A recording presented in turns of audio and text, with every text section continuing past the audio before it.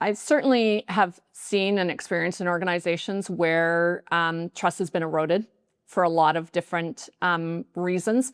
And building trust, at all layers of the organization is a challenge today. But what I've seen work specifically, I'll never forget, early in my career, I had a gentleman I worked with, and we were taking the organization through some change with different objectives. Things were going to change, and we were discussing, how to roll that out.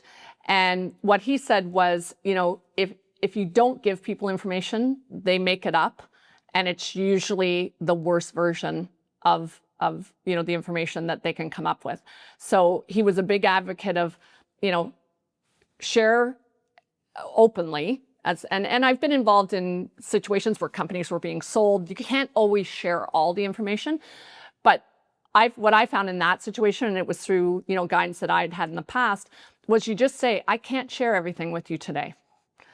So that ability to be open and still have to sometimes guard information is really important.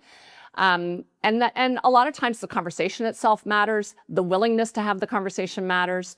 The approach you take in the conversation matters. But I've had, full town hall meetings with companies where I've stood up and said, I know you're all a little bit nervous about what's going on. So acknowledge that, there is uncertainty, acknowledging that they may be feeling, at this moment in time, like there's something going on. And so being able to say, I'm certain some of you are feeling a little nervous today.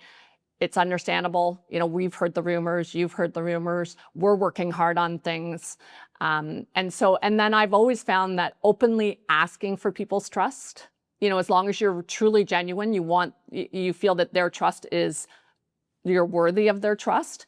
So explaining, I can't share everything with you right now.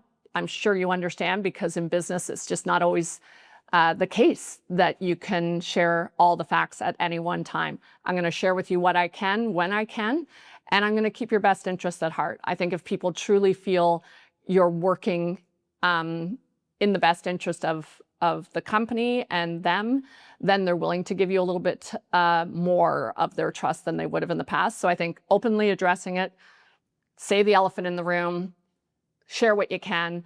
And then, there's a lot of evidence around leaders and how much you can trust leaders. And I think if you're a good leader, you're able to, behave in a way, like people always say, they show you who they are. And I think what's happened in organizations when there's low levels of trust is there has probably been situations where people showcased behaviors or stated things that caused employees not to trust them anymore, or teams not to trust them anymore.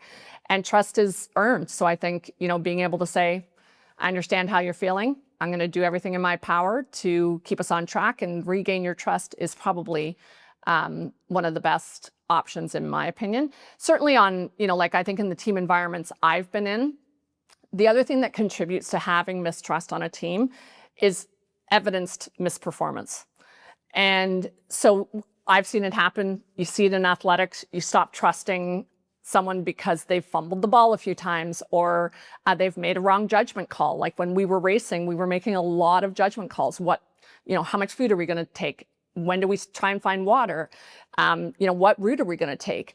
And you're putting a lot of trust in everybody's ability, not just to make a decision around those components of the race, but to execute the decision around those components. So at times when trust was low, it's typically because there had been something that happened or a repeated number of times where you could no longer really feel like you could lean into that person's decision-making or their capabilities in the skill.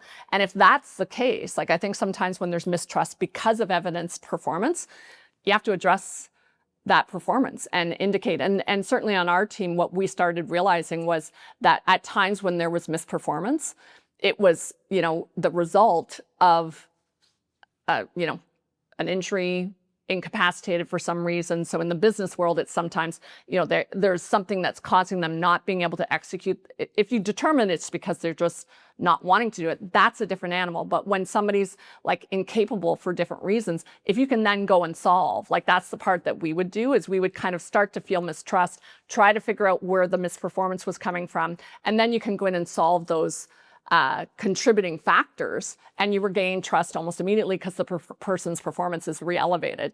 So sometimes I think that